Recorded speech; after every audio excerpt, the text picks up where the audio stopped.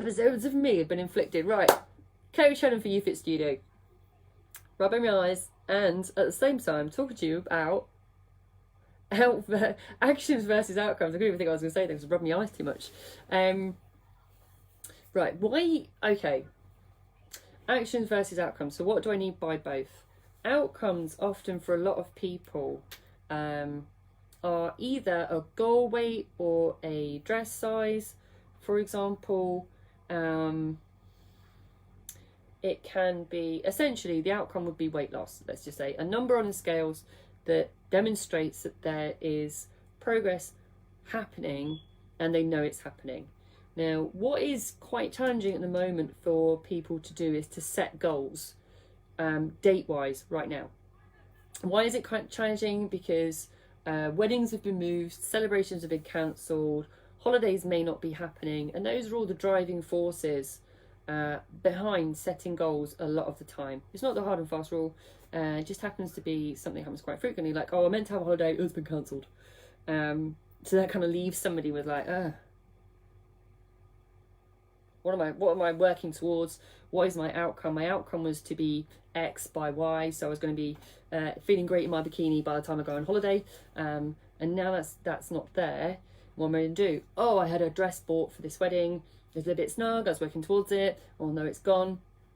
And still people want to this is the thing, that even though that's happening, people still want to feel good and lose weight, even though things have been moved and cancelled and goals have been, it sounds dramatic, taken.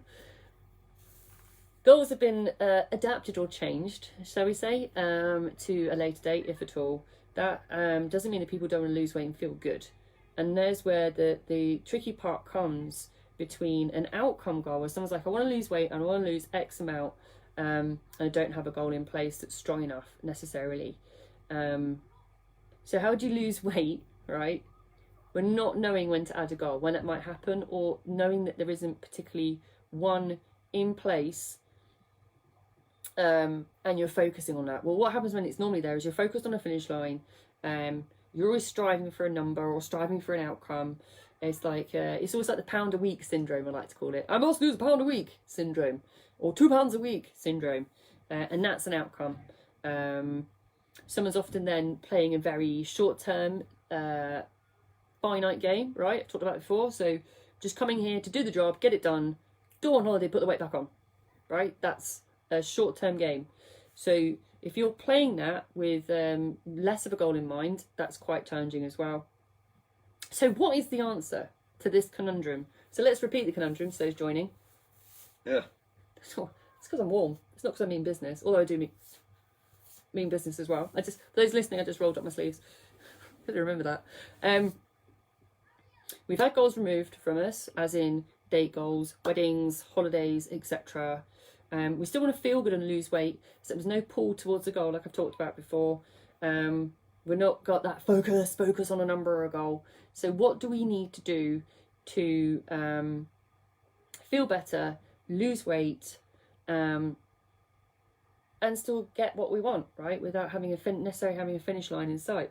Well, the answer is, being the clues in the name, and the outcome is weight loss, the focus then would go to an action goal over an outcome goal, right? So an outcome goal, to repeat, would be, I need to be X weight by Y. An action goal would be, let's think of some. I want to walk at least minimum 10,000 steps a day for the next 7 days and make up an average. That's a action, or you could call it a behaviour goal, either or. Now you might be asking, okay, how does that work? How do I know if there's how do I know if I've achieved it? How do I know I'm making progress? Well, the answer's in that. Let's just stick to the same example. Why not? Because I've used it now, so I don't want to deviate. I might review it and say after 7 days, 10,000, I can do more than 10,000, I can do 12. And I'm going to redo my action and focus on that behaviour again. I can do 12,000 steps. Now, I don't want to stop at one behaviour, because I'm like, well, why stop on this behaviour? This is quite nice. I'm pushing myself for this goal just to get in 12,000 steps a day, and not really necessarily thinking about an outcome. I just want to focus on that behaviour. I want to focus on that action. And in the same time, what I'm going to do is I'm going to eat all my 3 meals slowly to 20 minutes, help my digestion, help recognise when I'm full. And I'm going to focus on that for the next 7 days as my goal. I'm going to make sure that I stop eating and leave some food if I'm full. So I'm now focusing on 2 behaviours. I'm focusing on first behaviour, getting over 12,000 steps a day, because I know I can do more. And now I'm slow eating. I may, interestingly, have stopped weighing myself because I'm no longer interested now. I just want to focus on my behaviours, right? So let's think about it. Now let's go to 3, right? Because this is always good. The trifecta, right? So I am slow eating to 20 minutes. I'm doing 12,000 steps a day. And, oh, what's another good one? I don't want to say water because that's kind of like, water. Oh, I know. I'm having protein with each meal. I'm having a correct portion of protein for me each meal. And my goal is for the next 7 days to get protein into 2 out of my 3 meals.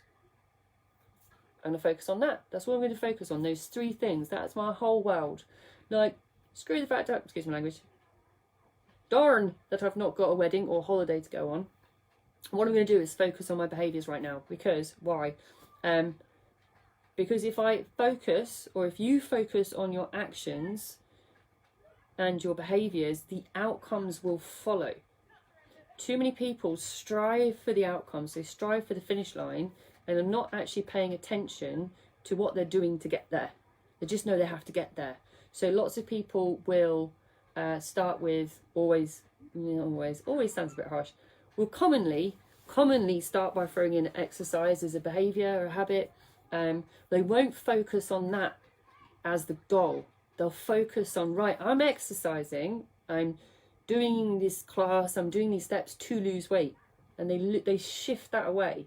And that can be actually counterproductive, right? Because let's use that same example again. Why not, right?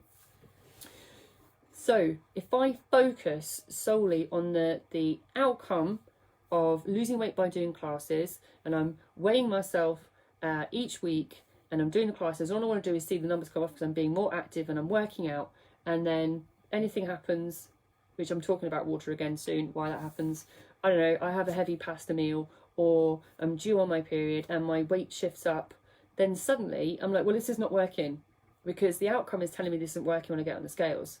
I've stopped thinking about the behaviour, like have I, the actual action or behaviour.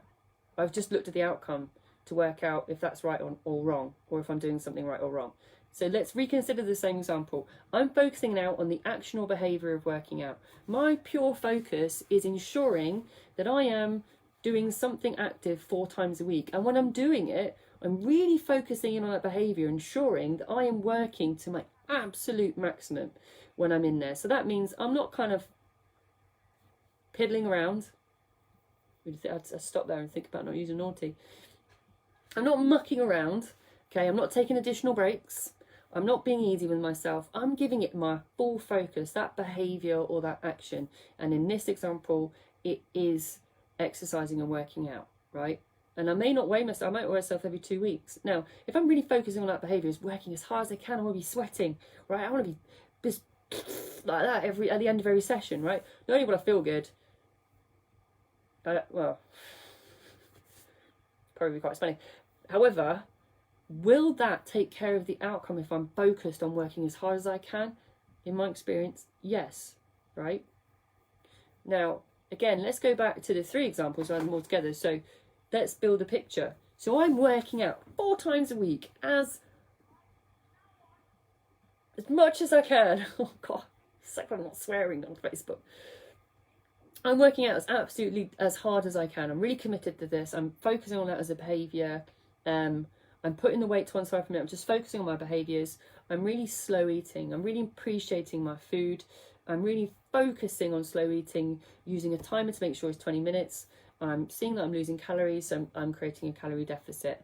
And what I'm going to do is I'm going to make sure after I eat, I go for a walk, and before I do my class, I do a walk. So I'm getting 12,000 steps a day, and I'm really focused on that. I really pay attention to my watch. I see every opportunity to, I don't know, take the stairs, walk further from the car park to the supermarket, take the longer route on the walk, not the shorter route. not let rain be an issue of getting my goal. And if I have more than 12,000 steps, I add them in, and I ensure that if I have less than 12,000 steps, I make up that. I'm really focused on that behaviour. So you can see, if I describe that, that is I would say as a coach, that's a fantastic way to then see an outcome on a regular basis that would be losing weight or losing body fat, for example. The thing is turning that mindset, as I said, from I need to see the weight come down the scales to actually what am I doing as an action to ensure that happens? What am I doing 100% with my focus on my behaviours that will literally gift wrap my result of fat loss and post it to me, or hand it to myself and go, oh, hey, yeah, because I'm focused on what I'm actually doing, not what I want to get to. It's a bit like when people talk about, I don't know how to say it. It's a classic. I did hear it today and now it's gone straight in my head. I want to say it properly. It's a bit like focusing on the end of the journey and not the journey itself. I know there's a nicer way of saying it that's a little bit more cooler. I just can't remember it off the top of my head, but it isn't about the end result. It is about the journey. And if you're focusing on that so much, that's where clients can get lost, frustrated, annoyed. Like, why is this keep happening? Why am I putting weight on? Why is this happening? And they're not seeing what they're doing on a daily basis, or overlooking it, or need to have it brought into focus to say, well, actually, what are you doing towards this? Okay, what are your actions, or as a behavioural goal, as an action goal, what can you do to create a goal that's just about your behaviours? Not about losing £1 a week, or £2 a week, or £3 a week, or all the rest of that jazz. What are you doing for an action-based goal, right? What's interesting is, I have never in the history, I'm just pausing to make sure I'm not about to send a porky. When setting up a new client, I'm going to make a statement. I have never in my life, while swearing on my brand, on the YouFit branded top, while swearing on this, I will say that I've never set up a new client and said, right, I want you to lose £1 by next week. Never. I can comfortably say that. I can say and adjust that to give a caveat, because some of you remember going, I'm sure we've had a conversation. Yes, if I said let's focus on these behaviours for the next 7 days, and what I would expect to see is a shift of this direction.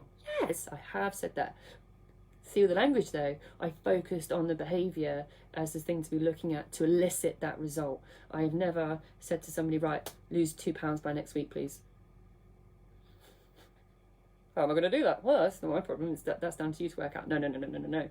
It's about setting up behaviours and habits, or recognising your own behaviours and habits. If you're in that place right now to say, actually, these are the ones that will change things for me. If I really focused on these, really focused on this and not the outcome, and consistent with that as well. This is the thing. You have to stay consistent with your behaviours and habits. As a sidebar to all of this, it still takes consistency with those habits and behaviours. It still takes accountability to them. Either you create your own or you have someone keep you accountable to it. You're still going to get on the scales at some point and see things that you don't expect to see, right? If you know confidently that your behaviours are 100%, you're really focused on those behaviours, then the scales will no longer rule you. That's the other side of this. We have plenty of clients who just like, meh, I got on them, I had the thought process, I had talking to myself to say that's annoying, and then I said to myself, no, actually, do you know what? I've done everything I meant to do. I've done my 12,500 steps. My food has been on point. I've been eating slowly, and I've really been working hard. So actually, if I get on these scales in two days' time, it's going to tell me something different, right? That's where I think most people want to get to, when they're not ruled by the outcomes that they've passed or failed in their progress, right? That's quite a liberating place to be, shall we say. And that could be alive in itself, about being ruled by the scales. Oh, look, I give myself an idea there. I will do that, because that is a big one. Ruled by the scales. No, this is the thing about behaviour habits. It releases you from that, actually. You just got to trust what you're doing. There's nothing wrong, don't get me wrong, I don't need people like throwing scales out the window right now. It's important to measure it. It doesn't have to be the be all end all though. It doesn't have to be the thing that rules your behaviours, right? So that's me on that one. So basically, the recap of that would be if you are focused on outcome goal, as in I need to be here by here, which lots of us have lost because of this year, etc., etc. It doesn't mean that you still can't lose weight, or you still can't shift the way you seek a goal, or what the goal can be.